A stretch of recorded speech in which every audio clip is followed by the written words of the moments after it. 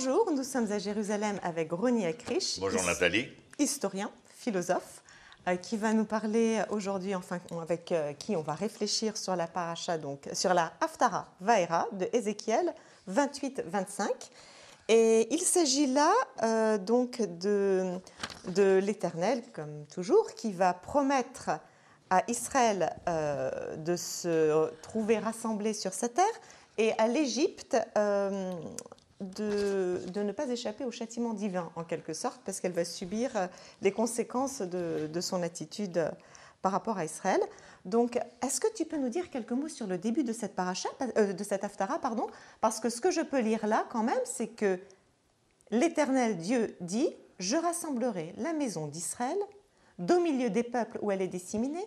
Je me trouverai sanctifié grâce à eux aux yeux des nations. Ensuite, ils y demeureront en sécurité, construiront des maisons, planteront des vignes et vivront en quiétude. » Est-ce que le Messie est arrivé là?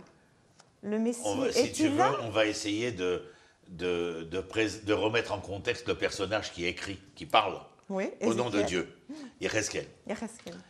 Les 10 tribus ont déjà été déportées depuis près d'une centaine d'années. Le royaume d'Israël n'existe plus. Nous sommes dans le royaume de Juda. Nabuchodonosor a déjà investi la Judée une première fois. C'est là qu'un certain nombre de nantis ont été déportés, et parmi eux, le prophète Yecheskel.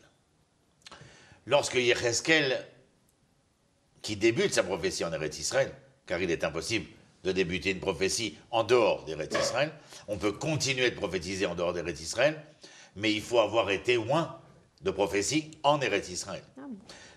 Voilà, puisque la terre étrangère supporte un certain nombre de dénominateurs qui sont la mort, l'impureté, etc. Quand on n'est pas à sa place, il y a quelque chose de mort en nous, quoi, en vérité. Donc il vient, et nous sommes près de entre 11 et 14 ans avant la destruction du premier temple. Et il leur promet, parce qu'il est agressé de toutes parts par les Juifs qui l'entourent. Je les appelle Juifs, tu te rappelles pourquoi? Parce que ce sont des Judéens, Yehuda, Yehudi. C'est la seule raison pour laquelle je les appelle ceux-là Juifs. Mais l'ensemble du peuple n'est pas juif. Il est le peuple d'Israël.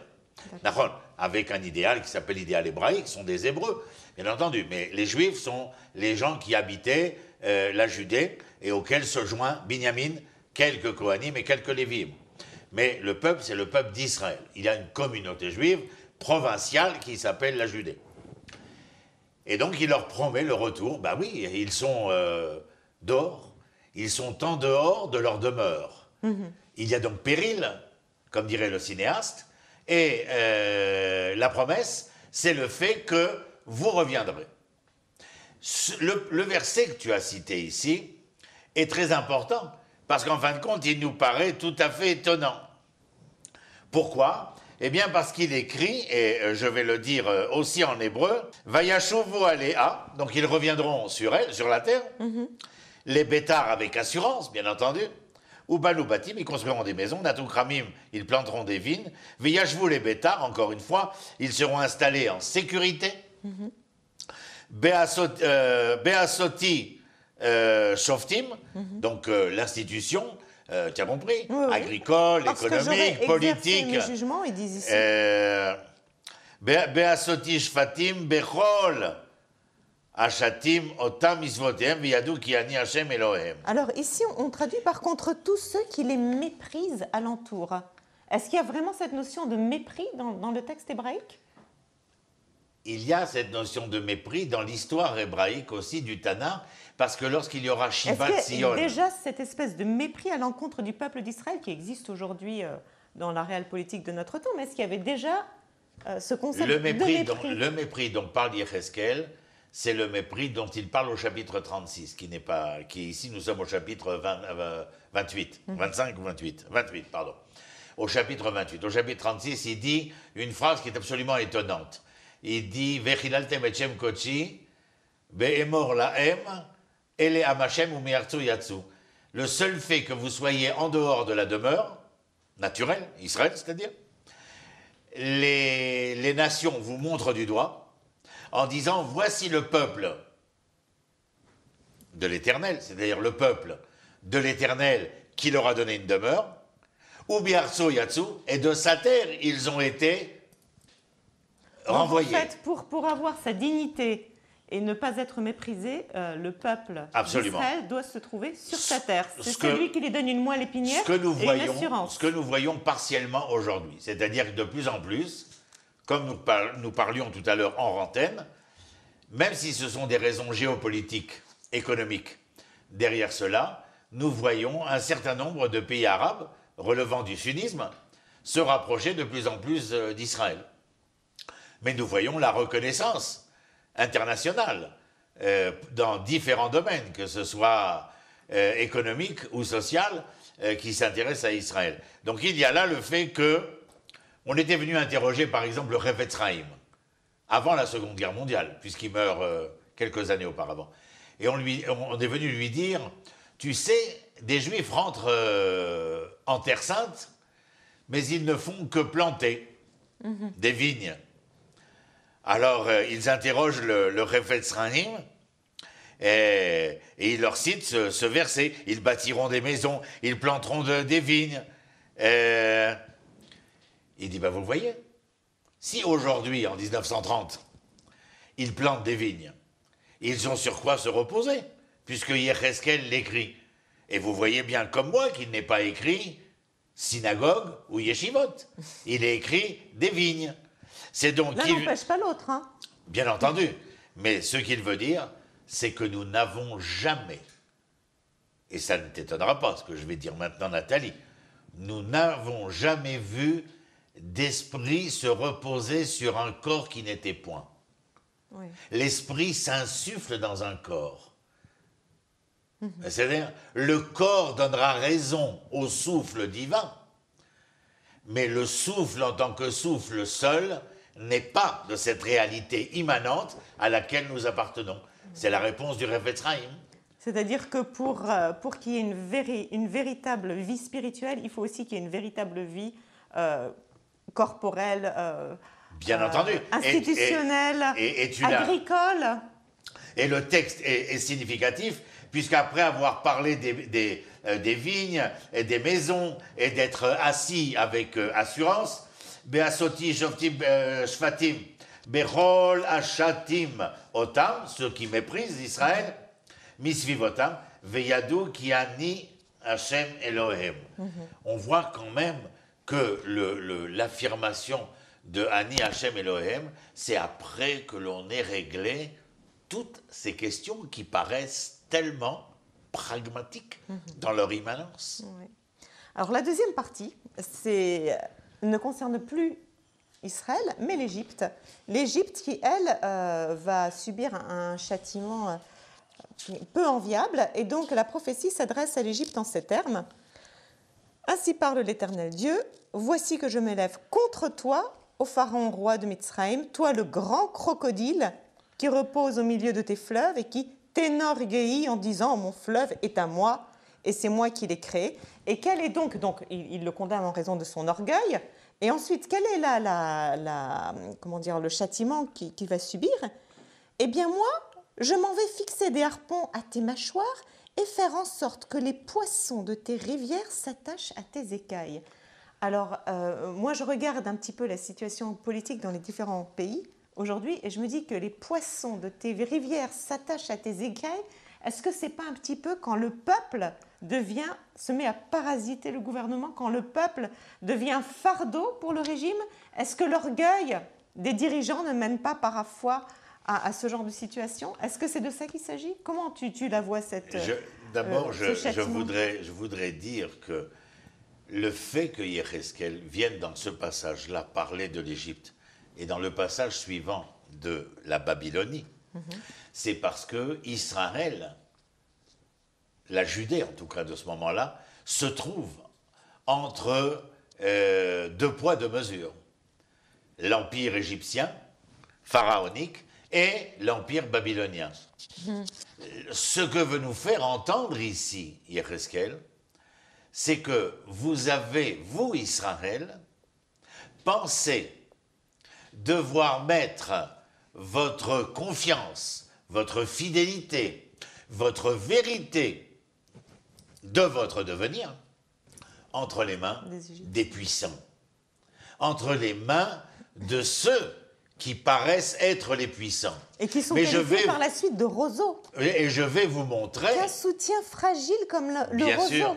Bien sûr. Et Yéhezkel, dans sa prophétie, dans celle dont tu parlais il y a un instant, avec cette métaphore des poissons et des écailles, mais c'est pour dire tout simplement que si l'on accepte ta définition des peuples qui se réveillent contre les puissants qui les oppriment, Yéhezkel veut leur dire une seule chose, que ceux vis-à-vis de qui vous affirmez qu'ils sont votre colonne vertébrale, l'assurance, notre meilleur allié, l'Amérique par exemple, qui seul viendra et pourvoira au devenir messianique du projet divin dans le monde. Il s'avère que l'ensemble des puissances peuvent se retourner, être bouleversées d'un moment à un autre et de voir à quel point, moi je ne dirais pas le poisson et ses écailles, mais comment le poisson serait capable de vouloir manger sa queue. Et il y a quelque chose ici qui veut être prôné par Yéhezkel, cessez de vous, de mettre vos têtes au creux des épaules étrangères au lieu de vous consacrer avec tout ce qu'il y a de sacré dans consacrer, parce qu'on pourrait faire un sale jeu de mots, là où vous oublierez le sacré essentiel à votre nature, que resterait-il? Non pas de nos amours, mais du verbe consacré. Ouais, effectivement, l'Égypte, d'abord crocodile, ensuite roseau, donc c'est très clair qu'il ne faut pas trop compter sur la pérennité d'une grande puissance. Mais tout nous peut en se avons renverser. été témoins, qu'est devenu l'Égypte dans l'histoire, Babylone, la Perse, les Grecs, les Romains, tout le monde l'a répété, c'est presque, le commun des mortels est conscient de cela. Mais quand nous lisons Yéhezkel, c'est une information prophétique nous concernant à nous aujourd'hui. Ouais. Alors pour l'Égypte, ce qui m'interpelle ici, c'est que la durée de 40 ans revient très souvent. L'Égypte deviendra un désert pour 40 ans, il ne sera plus habité pendant 40 ans. Au milieu de cités désertes, elles resteront ainsi dévastées pendant 40 années, mais au bout de 40 ans, je rassemblerai les Égyptiens au milieu des peuples où ils auront été dispersés. Donc les Égyptiens aussi ont quand même de l'espoir, ils vont se retrouver rassemblés. Mais ça interpelle ces 40 ans, bien entendu. Alors pourquoi retrouve-t-on si fréquemment cette durée de 40 ans, pas seulement là, mais dans plusieurs épisodes tanariques? Naron, mais il y a bien entendu, je dirais, un rôle littéraire aux chiffres et à la datation, à savoir qu'il y a ici un rapport sympathique avec les pérégrinations des enfants d'Israël de 40 ans aussi. Est-ce que c'est une espèce de revanche? Pas une espèce, non. Les enfants d'Israël qui ont quitté l'Égypte et qui ont erré pendant 40 ans dans le désert, et maintenant l'Égypte sera transformée en désert pendant 40 ans. Il y a à travers le chiffre de 40 ans un rappel de l'errance d'Israël dans le désert. Mais cette errance n'était pas due à une première volonté. Elle était conséquente, d'un manquement. Est-ce qu'on voit quand même que la vie propose des revanches et des retournements de situation? Oui. Parce que là, c'est l'Égypte qui va on a l'impression d'assister bien souvent dans un éternel recommencement. Je n'ai pas envie de dire ce que Nietzsche parlait, l'éternel retour, mais l'éternel recommencement de l'histoire où les nations n'ont rien appris de celles qui montent au sommet de l'échelle et qui en redescendent à un moment donné ou à un autre. Preuve en est aujourd'hui, bien entendu, l'Occident en tant que tel. Donc, et il y a dans cette métaphore des 40 ans, de l'errance dans le désert et du rassemblement, la probabilité qui est donnée, pas seulement à Israël, de finir sa pérégrination dans le désert et enfin de rentrer en sa demeure, c'est-à-dire en au sein de ce qu'elle doit être, mais cela vaut de même pour les nations, pour l'humanité. C'est qu'il y a cette même probabilité qui se joue pour les nations. Car en fin de compte, dans la mosaïque de l'humanité, il n'y aura de possibilité de symphonie ou d'harmonie que si chaque pièce de la mosaïque est à sa place. Oui, alors on est tous sur le même bateau, effectivement. Et je vois que notre temps est révolu. Donc merci Rony. Et excuse-moi encore une fois de t'interrompre de cette manière-là. Merci à vous tous. Jusqu'à la prochaine. Et à la prochaine fois. Shalom, shalom. Shalom, shalom.